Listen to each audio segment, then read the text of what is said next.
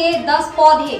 शस्त्र आवेदनकर्ता को पौधरोपण के बाद पौधों की परवरिश का भी देना होगा शपथ पत्र। हैसियत प्रमाण पत्र और अन्य सेवाओं से पहले अनिवार्य किया जाएगा 10 पौधे लगाने का नियम। डीएम बुलंदशहर के शस्त्र से पहले पौधारोपण मुहिम की हर तरफ से हो रही है प्रशंसा। शस्त्र का आवेदन करने वालों को शपथ पत्र के साथ देना होगा जियो टैग का विवरण।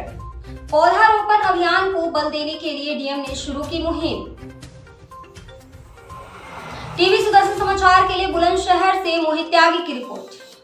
तो क्या है इसके पीछे उद्देश्य? हमारे जनपद में लगभग 36,000 लाइसेंसधारी हैं और 12,000 लाइसेंसधारियों का प्रति वर्ष रिन्यूअल होता है, यानी अगले 3 साल के लिए उनका रिन्यूअल होता है।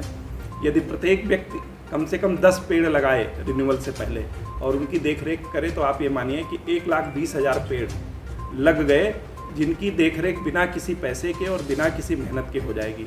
और इसी तरीके से हर साल 1,20,000 पेड़ इंडिविजुअल लोगों द्वारा लगाए जाएंगे। तो मेरा अपना व्यक्तिगत मानना है कि ये पेड़ बचेंगे भी, सुरक्षित भी रहेंगे और जीवित भी रहेंगे।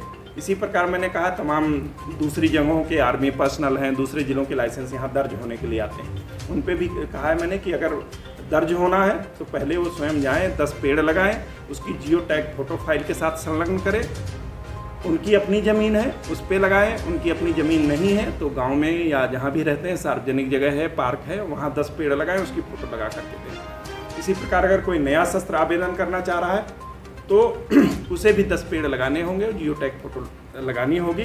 और इससे प्रतिवर्ष लगभग 1.25 लाख पौधे जनपद में, जो हमें अभी जैसे मैंने 43 लाख वृक्ष हम लोग लगाए हैं, जियो टैग भी कराएं, इसके इतने पेड़ इंडिविजुअल लोगों द्वारा लगाए जाएंगे। तो मेरा अपना व्यक्तिगत मानना है कि जो हमारा फॉरेस्ट कवर है वो बढ़ेगा और जो व्यक्ति स्वयं पौधे लगाता है उसकी देखरेख भी करता है, और हम लोग भी जो पौधे व्यक्तिगत रूप से लगाते हैं उनकी देखरेख अनिवार्य रूप से करते हैं।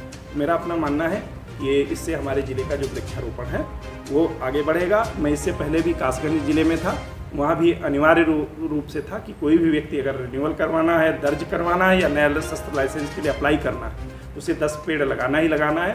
और मैंने कई बार वहाँ निरीक्षण भी किया तो जो लोगों ने पेड़ लगाए थे वो जिंदा थे, तो मैंने ये वही यहाँ रेप्लिकेट किया है बुलंदशहर में, और देखते हैं कितना सक्सेस होता है। मुझे पूरा विश्वास है कि जो हमारे यहाँ के लाइसेंसधारी हैं या जो नए शस्त्र लाइसेंस चाह रहे हैं वो ज़रूर 10 पेड़ लगा करके ही हमारे पास आएंगे। ऐसा मैंने SDMs को, सिटी मजिस्ट्रेट को और सभी अधिकारियों को निर्देश दिया है कि बिना 10 पेड़ लगाए ना तो किसी का रिन्यूअल किया जाए और ना ही किसी शस्त्र के लाइसेंस की संस्तुति की जाए।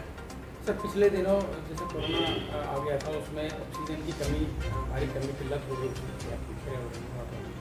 तो क्या आइडिया उसी को लेकर के है कि फेफड़े सुरक्षित रहेंगे, सेहतमंद रहेंगे? नहीं, ये मैंने कोरोना से पहले ही कासगंज में शुरू किया था और बहुत सकारात्मक परिणाम थे। और वहाँ भी एक 100 हेक्टेयर में गंगा वन